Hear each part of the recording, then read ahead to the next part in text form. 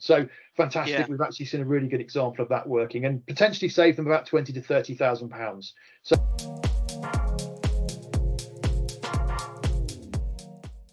But how can SMEs, especially those in the insurance industry, sort of prevent phishing becoming a common occurrence in their business?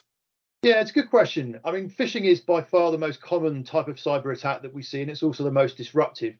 Most cyber criminals are opportunist. They rely on crises. I mean, we've seen with the pandemic, with perhaps the war in Ukraine, more recently, cost of living crisis, COVID recovery scams. They prey on people's anxieties around certain situations that are happening, and that seems to be a very, very effective approach that's used by criminals against lots of individuals and organisations. I mean, I think for me, the most important thing is what we call getting the basics right. So this is about every organization putting in place some really simple things that will reduce vulnerability to the most common types of cybercrime.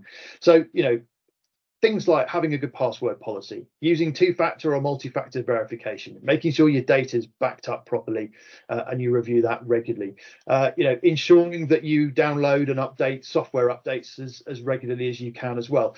Let's make it a little bit more difficult for the cyber criminal, and it's just by getting those very, very simple things right, will hopefully reduce the vulnerability significantly. So for me, that's I think what's really important.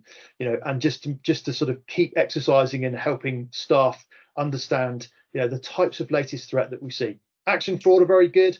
They send out lots of information around the scams that they are seeing through the Cyber Resilience Centres. Becoming a member, we send out information as well through our newsletters on some of the things that we're seeing as well, which comes directly from policing and government. So just keeping yourself aware of what's happening is another really good way of dealing with it.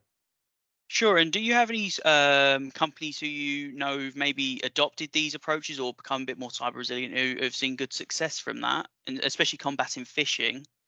Yeah, definitely. Yeah, in fact, it was an organisation I was working with a little while ago. I have about 120 staff in total, and they asked me to deliver a general cyber awareness course for them, just really highlighting for all their staff about some of the risks that were out there and how to avoid them. And we focus quite heavily on phishing, and in particularly things like invoice fraud, which is where perhaps a criminal impersonates a supplier to try and encourage the company to part with some money.